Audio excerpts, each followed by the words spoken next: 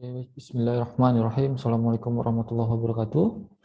Oke, kita bertemu lagi pada kelas sistem informasi sistem informasi manajemen ya, atau kelas sistem informasi manajemen. Oke, ini pertemuan ketiga ya. Nah, jadi hari ini kita akan membahas soal data. Oke, tunggu sebentar. Oke, saya ulang. Nah, kita materinya hari ini adalah tentang konsep dasar data. Adapun capaian mata kuliah atau pembelajaran kita kali ini ya, yaitu adalah teman-teman, abang dan kakak semua mampu untuk mendefinisikan, ya, mengidentifikasi dan menjelaskan tentunya tentang fungsi data. Mendefinisikan itu berarti nggak semudah ya, nggak seperti kita membaca gitu. Ya. Mendefinisikan itu berarti mampu untuk menjelaskan secara rinci, gitu. Mengetahui rincian-rincian seluk-beluknya. Apalagi untuk mengidentifikasi itu lebih dalam lagi sebenarnya. Mendefinisikan, kemudian kita masuk lagi kepada identifikasi, dan tidak cukup hanya untuk pemahaman diri sendiri, tapi abang dan kakak juga harus mampu mentransfer itu, ya. Maksudnya adalah menjelaskan itu kepada orang lain. Jadi itu adalah capaian pembelajaran kita pada pertemuan kali ini. Oke, kita akan mulai dari definisi ya. Oke, sebenarnya ya secara sederhana data itu adalah fakta. Ya. Dia data itu merupakan fakta yang belum diapa-apakan, fakta yang disimpan atau yang diarsipkan. Atau bisa juga kita katakan itu apa ya? Merupakan bahan ya, untuk sebuah pengolahan untuk agar dapat menghasilkan sebuah informasi. Dan biasanya ya data ini itu digunakan untuk pengambilan keputusan tapi tidak dalam jangka waktu yang dekat. Maka kita coba pada definisi yang pertama, ya, itu kan karakteristiknya. Kemudian kalau kita definisikan, data adalah fakta yang tidak sedang digunakan pada proses keputusan. Biasanya dia dicatat tanpa maksud untuk segera diambil kembali untuk pengambilan keputusan. Maksudnya ini adalah diarsipkan gitu ya. Oke, yang kedua, ini menurut si Khadir, data adalah suatu bahan mentah yang kelak dapat diolah lebih lanjut untuk menjadi sesuatu yang lebih bermakna. Data inilah yang nantinya akan disimpan dalam database. Pengarsipan juga ya.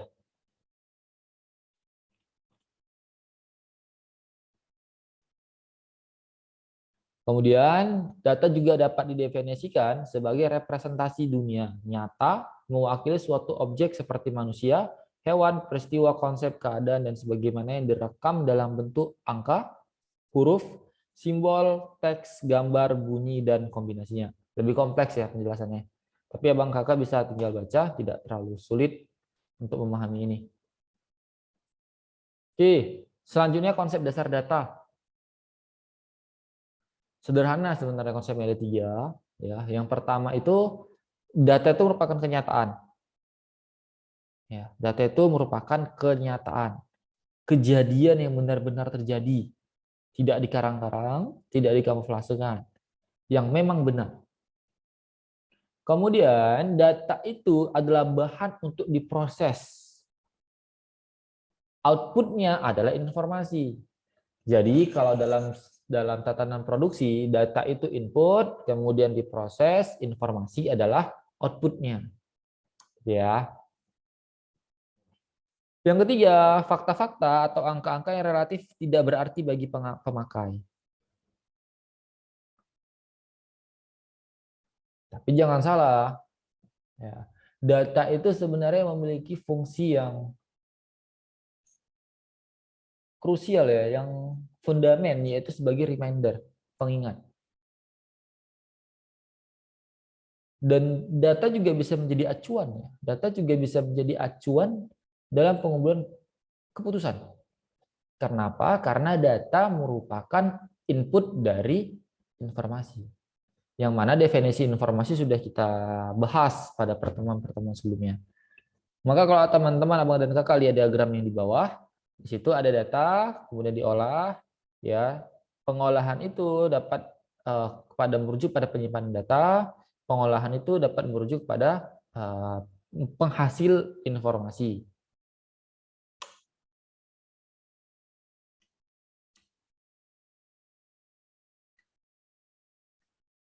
Oke, klasifikasinya ini ada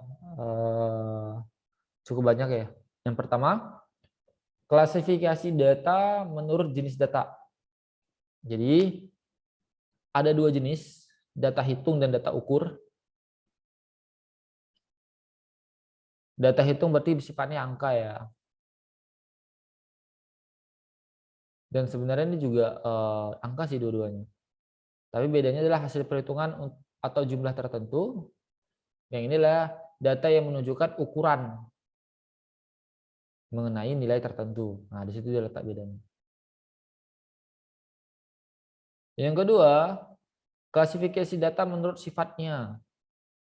Ada data kuantitatif, ada kualitatif. Kalau kuantitatif, berarti dia terkait dengan angka-angka penjumlahan. Data mengenai penggolongan dalam hubungan dalam penjumlahan. Numerik dia sifatnya. Kualitatif, data mengenai penggolongan dalam hubungan yang kualitas atau sifat sesuatu. Dan biasanya kualitas, kalau kita bicara soal kualitas, berarti pembahasannya lebih mendalam. Lebih mengkerucut, lebih fundamen. Gitu ya. Itu kalau jenis data yang kualitatif. Oke, kemudian klasifikasi data menurut sumbernya. Ada dua, yaitu sumber internal yang berasal dari dalam, dan kemudian adalah data eksternal, itu dari orang lain ya. Kemudian data eksternal itu ya diperoleh dari dua. Sifatnya dibagi dua lagi, ada primer, ada sekunder. Maksudnya primer itu langsung dari orangnya, yaitu data dalam bentuk ucapan dan lisan atau tulisan dari pemiliknya sendiri. Sementara sekunder itulah data yang diperoleh bukan dari orang yang melakukan observasi, melainkan melalui seseorang, sejumlah orang lain. Contoh misal, saya bilang A, B, C, D. Abang dan kakak yang melihat video ini, nah, itu merupakan data eksternal yang primer. Tapi ketika abang dan kakak menyampaikan A, B, C, D yang saya sampaikan kepada orang lain, jadi kakak atau abang yang menyampaikan itu kepada orang lain, maka dia menjadi data eksternal yang sekunder. Jadi tidak langsung. Nah, di situ letak perbedaannya. Saya rasa mudah, cukup mudah untuk dipahami, tidak perlu kita bahas lebih mendalam. Ini sebenarnya yang dia typo sepertinya. Klasifikasi data menurut bentuk data, menurut bentuknya. Teks, data yang terformat, image, audio, dan video. Teks berarti tulisan ya. Tulisan itu bisa huruf, angka, simbol-simbol. Kalau yang terformat merupakan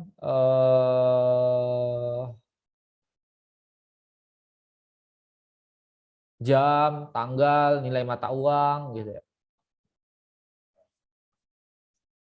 Jadi dia punya skema khusus, yang terformat itu dia punya skema khusus dia. Punya satuan-satuannya tersendiri gitu. Seperti satuan mata uang, ada rupiah, ada ringgit, dan lain sebagainya. Ada citra atau image, gambar ya, tanda tangan, grafik, foto, hasil ronsen. Berarti tabel chart itu juga masuk dalam data image, citra image. Kemudian ada audio, suara, musik, binatang, tak jantung dan sebagainya, suara. Kalau video berarti ada bentuk gambar yang bergerak. Kemudian juga ada suaranya. Kayak gitu ya, nggak ada yang sulit ya. Kalau ada pertanyaan mungkin nanti bisa disampaikan di via grup. Dan jangan lupa untuk absensi silahkan komen di kolom komentar.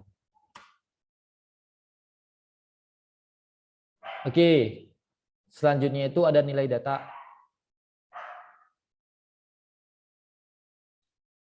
Ada 3 ketentuannya. Yang pertama adalah ketelitian data, yaitu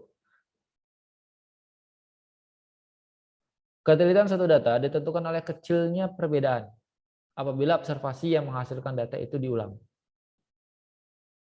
Jadi kalau kita memiliki data, kemudian kita observasi data itu, dan ternyata hasilnya hampir sama atau sama, maka itulah yang dimaksud dengan ketelitian data. Komparabilitas data, yaitu suatu alat timbang yang secara berulang-ulang yang menunjukkan hasil yang sama, belum tentu memberikan data yang benar. Saya ulangi, suatu alat timbang yang secara berulang-ulang menunjukkan hasil yang sama, belum tentu memberikan data yang benar. Yang ketiga, validitas data atau validity. Suatu data dapat saja mempunyai kualitas yang baik, tapi belum tentu valid atau berguna jika tidak menunjang tercapainya tujuan atau user. Maka dengan demikian, ketika kita mendapatkan sebuah data, maka menjadi sangat penting untuk memvalidasinya. Nggak jauh-jauh deh, ketika teman-teman, abang dan kakak melakukan penelitian, kemudian abang dan kakak menghimpun data, mencari data. Ketika data itu sudah kita dapatkan, ketika data itu sudah kita temukan, maka data itu harus divalidasi dulu. Setelah divalidasi, baru kemudian diuji. Jadi nggak boleh langsung diuji, harus divalidasi dulu, benar nggak yang data. Ya.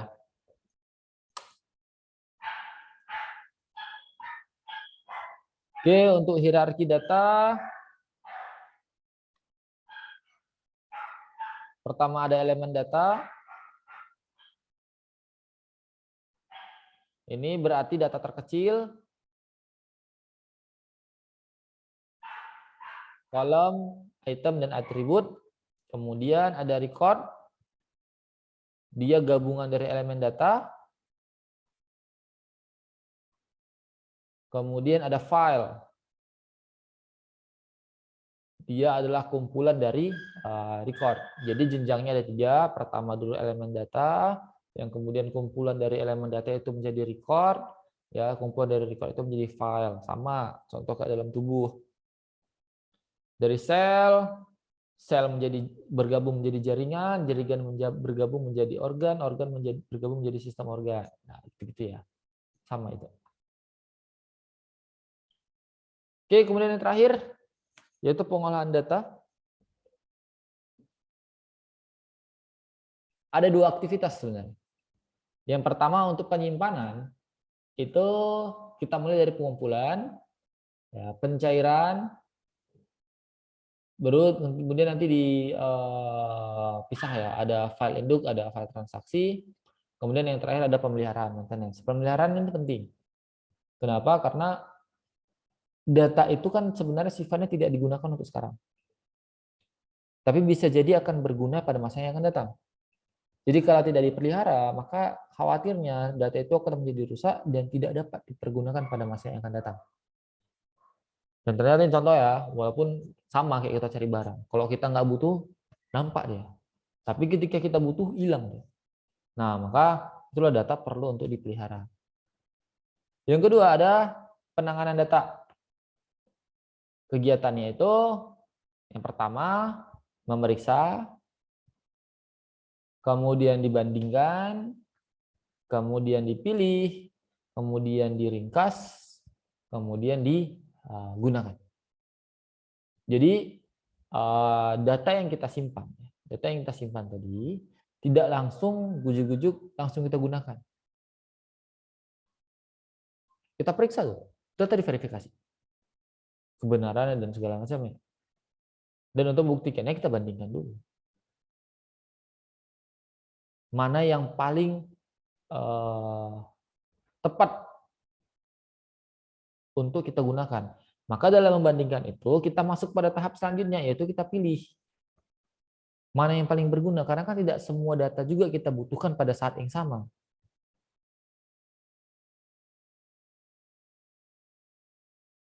Maka kita tidak perlu melihat banyak data, cukup data yang kita butuhkan saja. Kemudian setelah kita pilih, kita ringkas. Nah, sebenarnya ringkas ini yang menjadi persoalan sering. Karena kan dalam peringkasan ini ada yang namanya tafsir. Sudah tidak murni lagi sebenarnya kan. Tapi itu perlu dilakukan karena tidak mungkin juga ketika data itu banyak, yang banyak itu kita kasih pimpinan. Pimpinan juga enggan untuk membaca itu. Maka dalam menyajikan data itu sebisa mungkin hadirkan yang simple, yang mudah untuk dipahami, singkat, padat, dan tepat. Nah, biasanya itu yang diinginkan. Dan itu yang paling sulit sebenarnya. Nah, barulah data itu dapat digunakan. Nah, mungkin ini ya materi kita pada pertemuan ketiga ini. Jangan lupa komen dan like serta subscribe. Terima kasih atas perhatiannya. Saya akhiri. Assalamualaikum warahmatullahi wabarakatuh.